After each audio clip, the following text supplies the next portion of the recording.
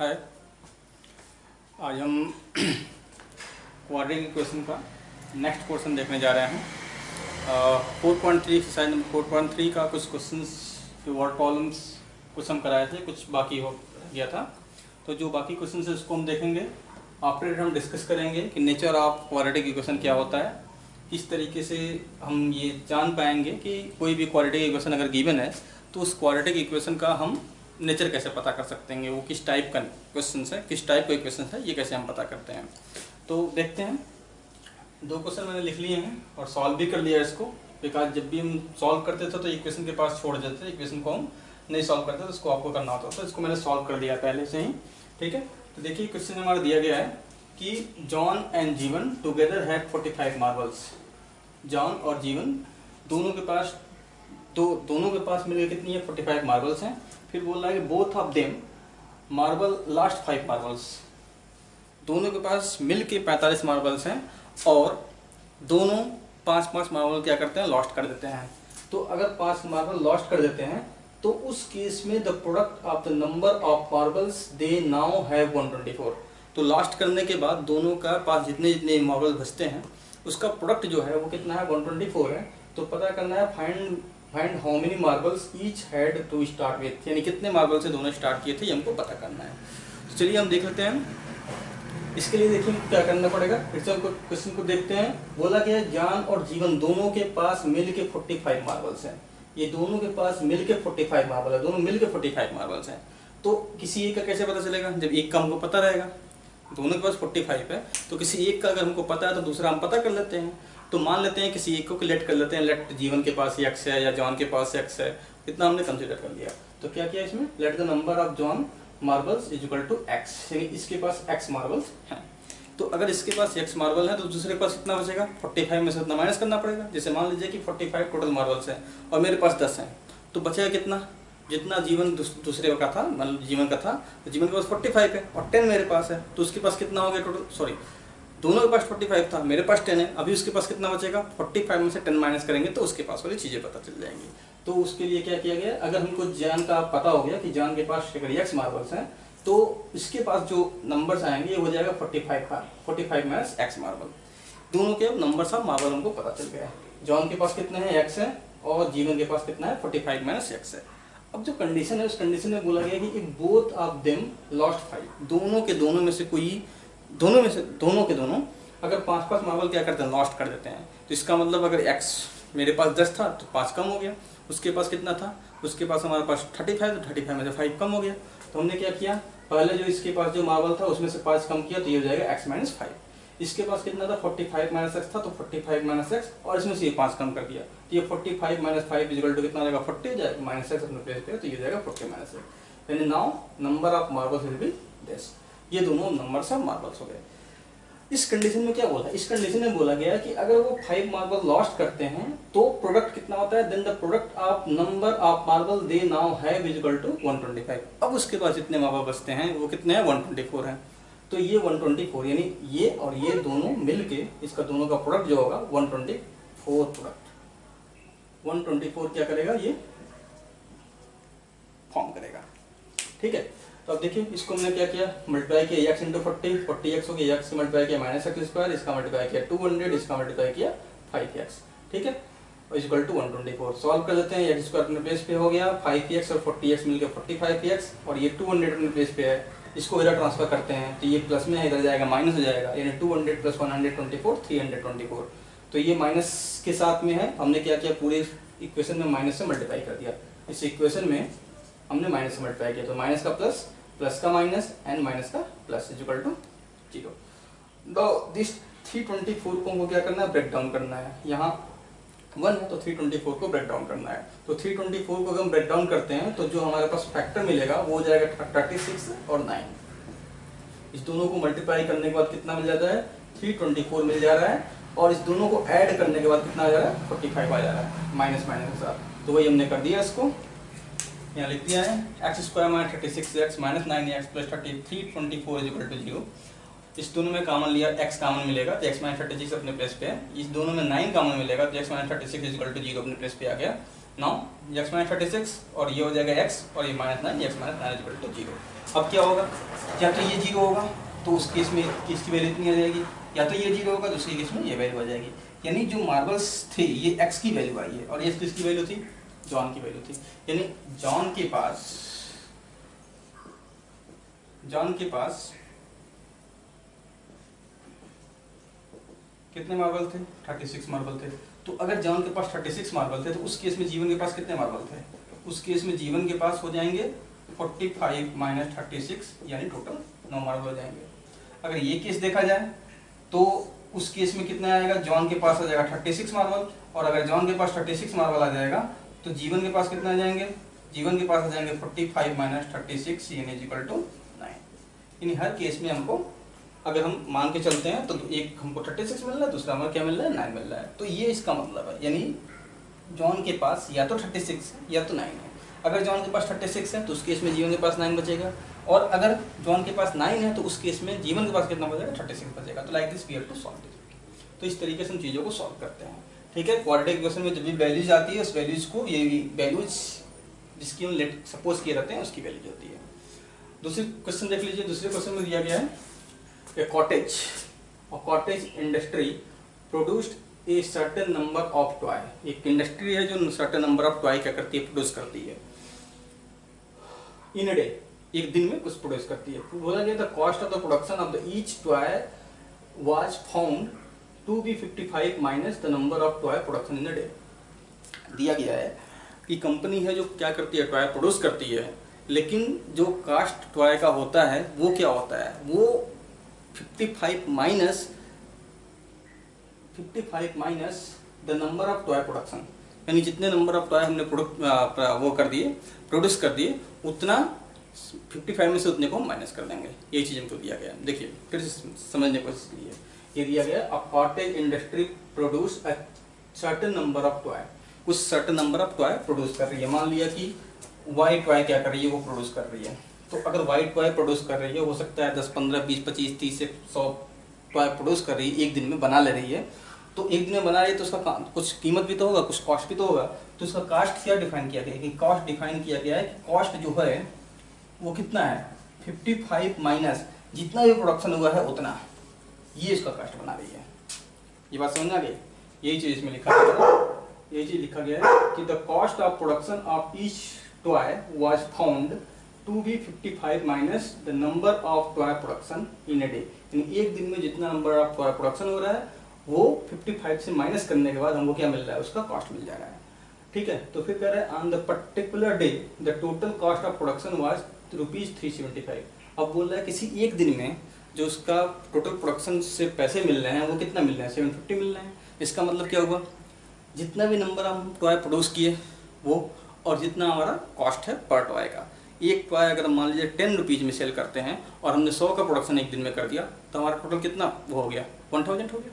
तो इसलिए हमने क्या किया, सबसे पहले नंबर ऑफ टॉय को मान लिया है कि एक दिन में जितने नंबर ऑफ टॉय प्रोड्यूस्ड हो जा रहे हैं वो हमारे कितने हैं, एक्स हैं। एक दिन में हम एक्स टॉय प्रोड्यूस कर दे रहे हैं। तो अगर एक्स टॉय प्रोड्यूस कर रहे हैं उस केस में हमारा प्रोडक्शन का यानी कॉस्ट कितना बन जाएगा, production of cost of each toy equal to हो जाएगा 55 माइनस एक्स और टोटल से हमको कितना मिल रहा है, 750 रुपीज मिल जा रहा है। इसका मतलब this and this multiplied by and this multiplied is equal to 750। तुमने क्या किया, दिस इंटू दिस कर दिया और इससे हमको प्रोडक्शन का टोटल रुपीज मिल गया कि कितने रुपीज का प्रोडक्शन हुआ है। तो 750 रुपीज प्रोडक्शन हमने कर दिया। अब मल्टीप्लाई कर लेते हैं, एक्स इंटू 55 एक्स हो जाएगा। इसका मल्टीप्लाई किया minus x square equal to 75, x को ट्रांसफर कर दिया, एक्स स्क्वायर आ गया, इसको ट्रांसफर किया माइनस में आ गया, ये अपने प्लेस पे इक्वल टू 0। 750 है यहाँ, एक्स के साथ कोई वेरिएबल कांस्टेंट नहीं है। 750 को हम फैक्टराइज कर देंगे, फैक्टराइज करने के बाद हमको मिलेगा 25 एंड 30। तो x square minus 25 minus 30 plus 75 equal to 0। Common ले लेते हैं, दोनों में कॉमन लेंगे, एक्स कॉमन मिलेगा, एक्स माइनस 25 कॉमन मिल गया। इस दोनों में हम कॉमन लेते हैं तो 30 हमको कॉमन मिल रहा है। यहाँ से एक्स 30 निकल गया, बचा एक्स और ये प्लस था माइनस हो गया, यानी इसको हम 30 कॉमन लेंगे, 25 इक्वल टू 0 बच जाएगा। Now x minus 25 make it common and x minus 30 equal to कितना, इक्वल टू 0। अब क्या होगा, either this is equal to 0 और दिस इज इक्वल टू 0। तो अगर इसको हमने 0 कर लिया तो एक्स की वैल्यू 25 आ गई, अगर इसको 0 किया तो एक्स की वैल्यू 30 आ गई। इसका मतलब क्या हुआ, इसमें वही चीज कि अगर जो प्रोडक्शन हो रहा है नंबर ऑफ प्रोडक्शन अगर हमारे पास 25 हो रहा है, अगर नंबर ऑफ प्रोडक्शन हमारे पास 25 हो रहा है तो ईच टॉय का कीमत कितना हो जाएगा, 55 माइनस 25 इजिकल टू 30 हो जाएगा, ठीक है। और अगर ये हो रहा है 30 प्रोडक्शन हो रहा है, उस केस में भी कितना हो जाएगा, इजिकल टू 25 हो जाएगा, ठीक है। अगर प्रोडक्शन ये हो रहा है तो उस केस में हमारा कॉस्ट कितना बनना है, 30 रुपीज़। अगर प्रोडक्शन 30 हो रहा है तो उस कॉस्ट में हमारा रुपीज़ कितना, कॉस्ट कितना बनना है, 25 रुपीज़ बनना है। तो like this we have to solve. इस तरीके से कुछ और भी क्वेश्चंस हैं हमारे वर्ड प्रॉब्लम, ठीक है, जिनको हमको सॉल्व करना है। बेसिक हमारा कॉन्सेप्ट ये था कि how to make the equations by the given questions. Given question से हम कैसे इक्वेशन फॉर्म करें और कैसे चीज़ों को सॉल्व करें, ठीक है। तो होप डेट वर्ड प्रॉब्लम से इतनी सारी चीज़ों से आपको कुछ ना कुछ चीज़ें समझ में आई होंगी, ठीक है। जो बाकी के बचते हैं उसको आप सॉल्व करिएगा। हम नेक्स्ट टॉपिक लेके चलते हैं कि अगर कोई भी क्वाड्रेटिक इक्वेशन दिया गया, जैसे मान लीजिए यही हमारा क्वाड्रेटिक इक्वेशन है, this is the quadratic equation, तो ये किस टाइप का क्वाड्रेटिक इक्वेशन है, इसका नेचर क्या है, इसके कैसे रूट्स बनेंगे, किस तरह के रूट्स बनेंगे, ये सारी चीज़ें हमको डिस्कस करनी है। तो इसको हम टॉपिक में नाम देते हैं nature of roots of equations.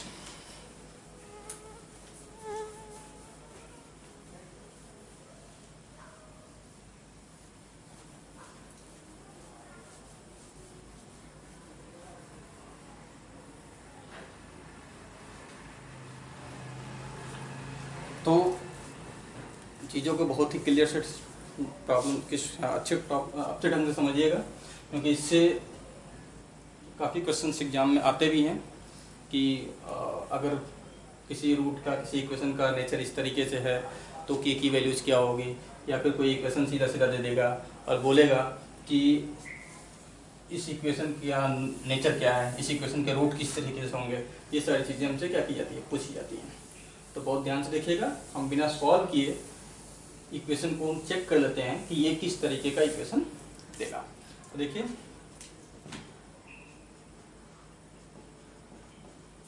Nature of equation, nature of root of quadratic equation.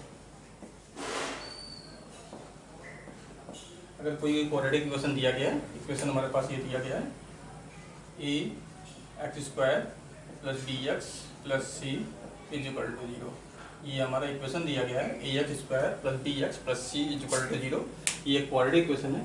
तो इस क्वाड्रेटिक इक्वेशन के रूट्स कैसे होंगे, तो इसके लिए हम एक चीज़ डिफाइन करते हैं जिसको हम बोलते हैं डिस्क्रिमिनेंट। डिस्क्रिमिनेंट बोलते हैं, डिस्क्रिमिनेंट डी से डिफाइन करते हैं, और डी इज इक्वल टू जो होता है वो होता है b square minus 4ac, b square is equal to minus 4ac। This is called the discriminant, इसको हम डिस्क्रिमिनेंट बोलते हैं, ठीक है।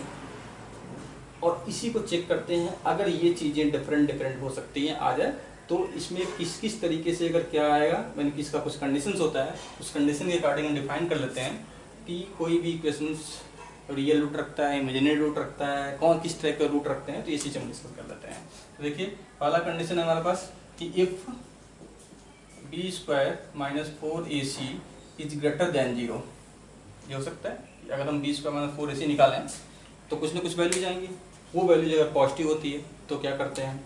दूसरा केस है if b square minus 4ac is equal to 0 आ जाए, तो उस केस में हम क्या करते हैं। और तीसरी कंडीशन है if b square minus 4ac is less than 0, तो उस केस में हम क्या करते हैं।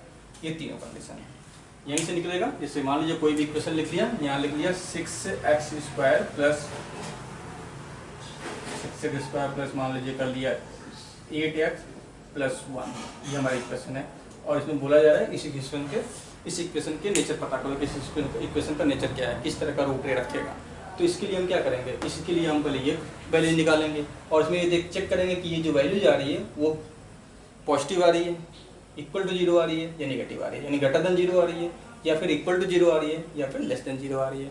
इसके अकॉर्डिंग हम नेचर को बता देते हैं उसका किस तरीके का रूट होता है। तो अगर ये कंडीशन फॉलो होता है, अगर ये ग्रेटर देन 0 आता है तो क्या करेंगे। So the roots are real and unique and distinct कर दो, डिस्टिंक्ट। अगर इस तरीके से कंडीशन आ जाती है तो जो उसके रूट्स होते हैं वो क्या होते हैं, रियल होते हैं, और हमेशा डिस्टिंक्ट रूट देता है। ये डिस्टिंक्ट का मतलब अलग अलग रूट देता है। इसमें क्या है, इसमें भी roots are real and equal. इसमें जो रूट्स आएंगे वो हमेशा क्या होंगे, रियल होंगे और साथ साथ इक्वल होंगे। यहाँ जो आता है कंडीशन, इसमें हम बोलते हैं रूट्स आर इमेजिनरी। इसकी जो रूट्स आएंगे वो हमें क्या होंगे, इमेजिनरी होंगे। और इस कंडीशन में हमको रूट्स की उस रूट्स को निकालना नहीं होता है। इसी दो कंडीशन में हम रूट्स निकालते हैं। इसमें कैसे हम रूट निकाल लेंगे, इसको हम नेक्स्ट क्लास में पढ़ेंगे, 11th में पढ़ेंगे कि if the roots are imaginary then how to find the root of this equation. लेकिन यहाँ क्या है कि अगर कोई भी इक्वेशन दिया गया है, इस इक्वेशन को हम चेक करेंगे। पहला फर्स्ट ऑफ ऑल हम इसको चेक करेंगे कि ये रूट्स किस तरह का इक्वेशन रखता है और इसका नेचर क्या है। तो यही नेचर है कि अगर ये पॉजिटिव आया यानी ग्रेटर देन 0 आया, उस केस में रूट्स हमेशा क्या होंगे, रियल होंगे। देखिए एक ही केस है, अगर ये नेगेटिव आ गया तो इसके रूट्स इमेजिनरी होंगे। अदरवाइज पॉजिटिव है या इक्वल टू 0 है तो उस दोनों केस में इसके रूट हमेशा क्या होंगे, रियल होंगे। ठीक है, रियल तो होंगे बोथ केस में, लेकिन इसके साथ क्या है, यहाँ डिस्टिंक्ट होगा। अगर ये ग्रेटर देन 0 हो गया तो ये डिस्टिंक्ट हो गया। जैसे अभी हम लोग ने निकाला था, क्या निकाला था, इस तरीके से निकाला था x - 30 और x - 25, यानी x की वैल्यू कितनी हो गई, 30 हो गई और x की वैल्यू कितनी हो गई, 25। तो this is called the distinct root. इस तरह की चीजें आती हैं तो हम इसको बोलते हैं डिस्टिंक्ट रो। लेकिन अगर चीजें इस तरीके से आ जाए x - 4 तो इसमें भी क्या है, रूट तो रियल है लेकिन ये दोनों आपस में क्या है, इक्वल है। तो this is called the roots are equal. इस कंडीशन में हमेशा इक्वेशन जो होगा वो परफेक्ट स्क्वायर होगा।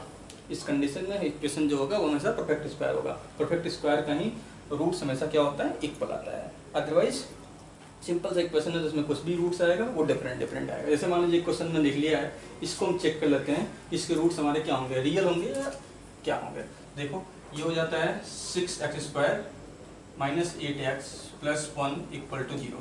तो इसमें देखिए a की वैल्यू कितनी है, 6 हो गई, b की वैल्यू कितनी है, -8, दिस इज -8, और c की वैल्यू कितनी हो जाएगी, 1 हो जाएगी। निकालते हैं b² - 4ac, चेक कर लेते हैं। तो b की वैल्यू कितनी है, -8, 8 का स्क्वायर करो 64, -4 × e की वैल्यू कितनी है, 6, c की वैल्यू कितनी है, 1, यानी हो जाएगा 64 - 24, यानी 64 - 24 करो कितना हो जाएगा, 40। ये 40 क्या है, इस ग्रेटर देन 0 है, इसका मतलब इसके रूट्स क्या होंगे, रियल होंगे एंड डिस्टिंक्ट होंगे। इसके रूट्स क्या होंगे, रियल होंगे और डिस्टिंक्ट होंगे। तो इस तरह के कुछ क्वेश्चंस जो दिए गए हैं बुक्स में उसको हम कर देते हैं 1-2 क्वेश्चंस। बट इसकी टोटल ये चीज़ें हैं, इतनी हमारी क्राइटेरिया है जिसके अकॉर्डिंग हम चीज़ों को डिस्कस करते हैं।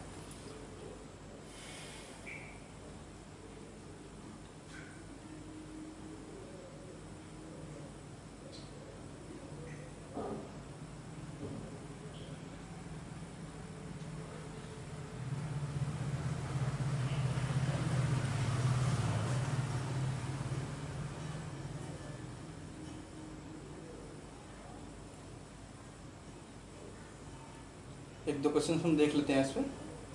हालांकि बहुत सिंपल है, मैंने जिस तरह से एक्सप्लेन किया यही सारी चीज़ें आपको करनी है, लेकिन एक क्वेश्चन बुक से भी देख लेते हैं। ठीक है, इसको हम इरेज नहीं करते हैं, यही कर लेते हैं।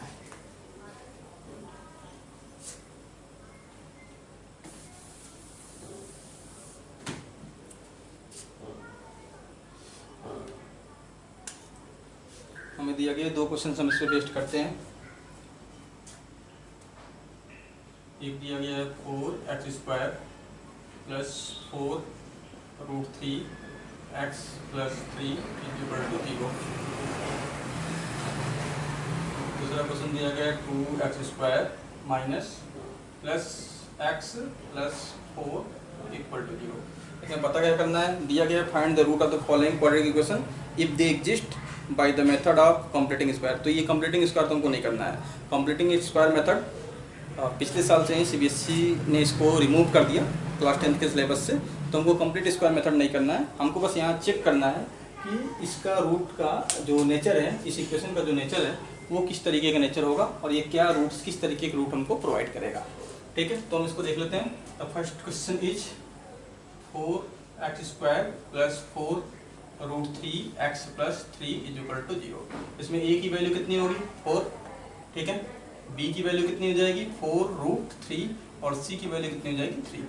हमको क्या पता करना था, इसका डिस्क्रिमिनेंट पता करना था, बी स्क्वायर माइनस 4ac, यानी बी की वैल्यू कितनी है 4√3, स्क्वायर करो ये हो जाएगा 16 और इसका करो कितना हो जाएगा 3, तो ये हो जाएगा 16 48 सीधे कर लेते हैं। ये बात समझ आ रही है, चलिए लिख लेते हैं इसको 4√3 स्क्वायर माइनस 4 इंटू ए की वैल्यू कितनी है 4 है, इंटू सी की वैल्यू कितनी है 3 है। इसको कर दो, ये हो जाएगा 4 का स्क्वायर 16, 3√3 का स्क्वायर 3, तो 3 कितना होता है 48 माइनस ये हो जाएगा 16 48, यानी इक्वल टू क्या आ गया 0 आ गया। यानी कौन सी कंडीशन फॉलो हो रही है, ये कंडीशन फॉलो हो रही है।